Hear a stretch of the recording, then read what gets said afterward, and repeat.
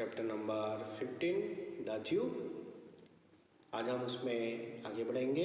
अगले लेक्चर्स में हमने देखा कि किस तरह से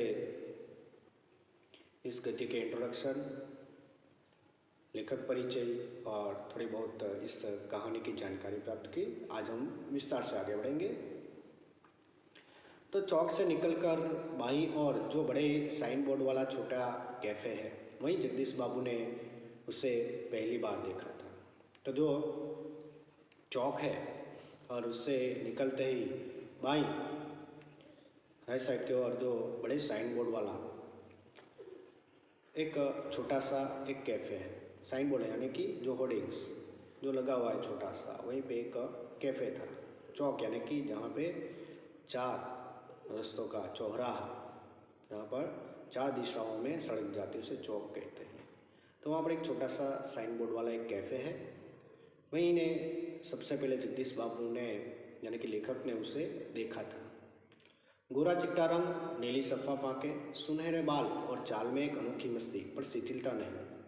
तो उसका वर्णन किया गया है। गोरा चिट्टा रंग है, नीली सफ़ाफ आंखें हैं, सुनहरे बाल है और चाल में एक अनोखी मस्ती, लेकिन एक स्थिरता, एक शिथिलता, यानी कि एक जगह पर वह टिकता नहीं। कमल के पत्ते पर फिसलती हुई पानी की बूंद सी फुटती। जैसे ही कमल के पत्ते के ऊपर पानी गिरता है तो वह तुरंत ही फिसल जाता है, उतनी तेजी है उसमें। आंखों की चंचलता देखकर उसकी उम्र का अनुमान केवल 9-10 वर्ष का ही लगाया जा सकता था, और शायद ही उम्र उसकी रही होगी। तो उसकी आंखों के जरिए उसकी चंचलता और उसका अनुमान लगाया गया कि भाई 9 या 10 वर्ष का ही यह बच्चा होगा। तो यहाँ पर लेखक ने मदन का परिचय करवाया है। खास आपको इसका ध्यान रखना है, कई बार पूछा भी जाता है। अब अर्धजली सिगरेट का एक लंबा कस खींचते हुए जगदीश बाबू ने कैफे में प्रवेश किया। तो वह एक मेज पर से प्लेट उठा रहा था, और जब वे पास के ही कोने में टेबल पर बैठे तो वह सामने था कि जैसे ही वह सिगरेट पीते हुए जगदीश बाबू कैफे में प्रवेश किए तो वहीं पर वह एक टेबल पर प्लेट उठा रहा था और उसको साफ कर रहा था, और उसके सामने ही वह था। मानो घंटों से उनकी उस स्थान पर आने वाले एक व्यक्ति की प्रतीक्षा कर रहा हो। वह कुछ बोला नहीं, हाँ नम्रता प्रदर्शन के लिए थोड़ा झुका और मुस्कुराया भर था, पर उसके इसी मौन में सारा मीनू समाहित था। ये जैसे ही मानो उस टेबल पर कोई आने वाला हो और उसकी राह देख रहा हो, वो उसी ओर देख रहा था। और जैसे ही लेकर बैठे वो कुछ बोला नहीं। नम्रता यानी कि विवेक दिखाते हुए उसने सिर झुकाया और मुस्कुराया, और इसी में सारा मीनू समाहित था। मीनू यानी कि मेन्यू। जैसे हम होटल में खाने के लिए जाते हैं तो वहाँ पर वेटर हमें एक लिस्ट देता है, मेन्यू, जिसमें कौन सी चीज़ें है, क्या उसकी प्राइस है, ये सब रखा होता है। तो वही मीनू जैसे उसके मुंह पर था, ऐसा लग रहा था। सिंगल चाय का ऑर्डर पाने पर वह एक बार पुनः मुस्कुराकर चल दिया, और पलक झपकते ही चाय हाजिर। कि जैसे सिंगल चाय का ऑर्डर मिला वह बाद में मुस्कुराया और चला गया, और तुरंत ही वापस वह चाय लेकर हाजिर भी हो गया। मनुष्य की भावनाएं बड़ी विचित्र होती है।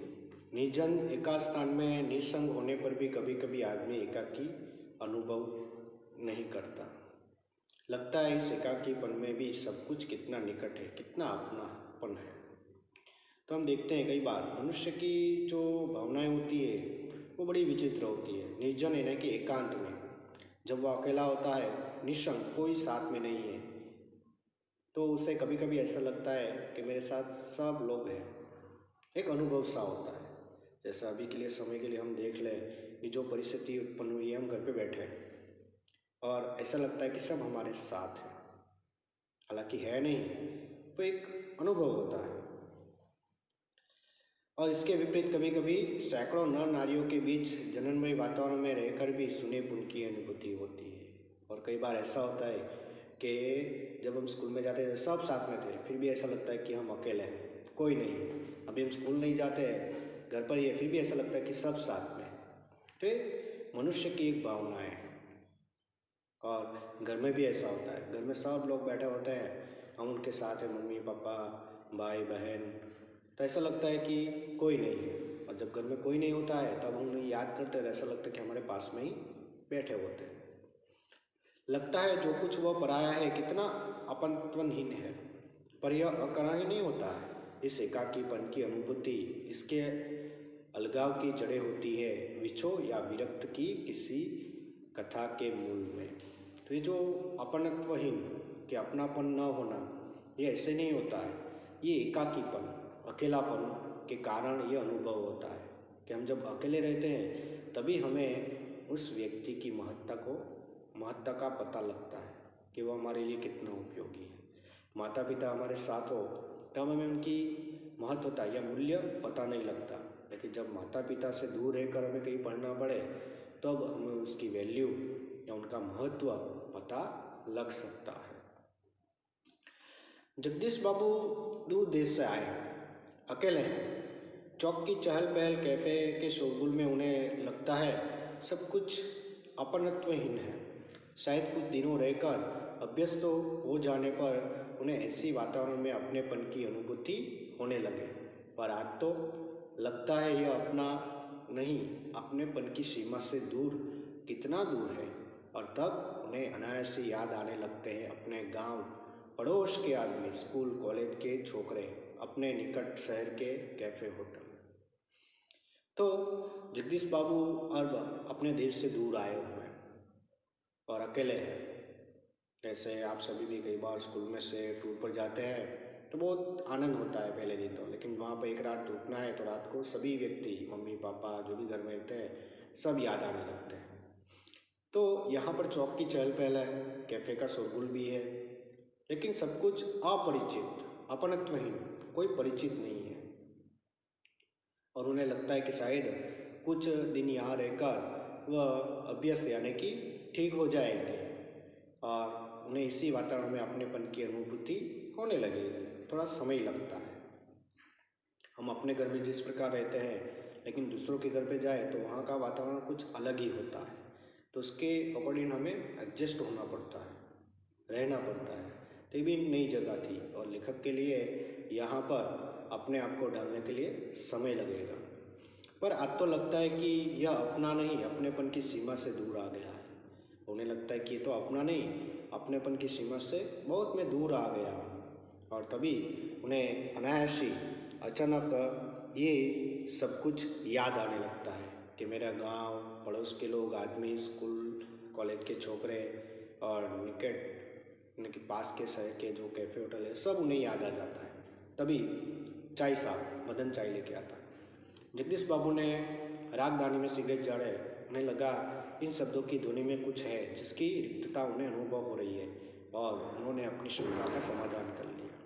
जैसे ही वो चाय आई, वो सिगरेट पी रहे थे, वो रागदानी में जाड़ी सिगरेट को, और बाद में मदन की आवाज़ में कुछ ऐसा लगा कि कुछ वो अलगता महसूस कर रहा है, और उन्होंने उसकी समाधान करने के लिए उससे बातचीत शुरू की। क्या नाम है तुम्हारा? मदन। तो मदन से पूछा तुम्हारा नाम क्या? तो उसने कहा कि मदन। तो उसने कहा अच्छा मदन, तुम कहाँ के रहने वाले हो? तो मदन ने कहा पहाड़ का हूँ बाबूजी, जो हिमालय एक जगह से अलग अलग पहाड़ों में बसा हुआ गाँव। पहाड़ का? पहाड़ तो सैकड़े हैं, आबू, दार्जिलिंग, मसूरी, शिमला, अल्मोड़ा। तुम्हारा गांव किस पहाड़ में है? इस बार शायद उसे पहाड़ों और जिले का भेद मालूम हो गया। मुस्कुरा कर बोला अल्मोड़ा साहब, अल्मोड़ा। तो ये अलग अलग पहाड़ी इलाके का नाम दिया गया। अल्मोड़ा कौन सा गांव है? विशेष जानने की गरज से जगदीश बाबू ने पूछा कि अल्मोड़ा वो कौन सा?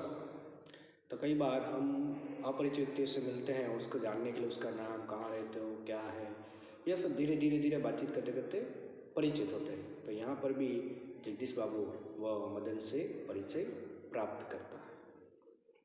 तो आगे हम जाएंगे, लेकिन जितना भी आपको आज हम वीडियो दे रहे हैं उसमें आपको ध्यान से उसे सुनना है, फिर वापस जो आपकी पुस्तक है उसे खोलकर आपको पढ़ना है, और उसका रीडिंग डे टू डे हर रोज़ आपको करते रहना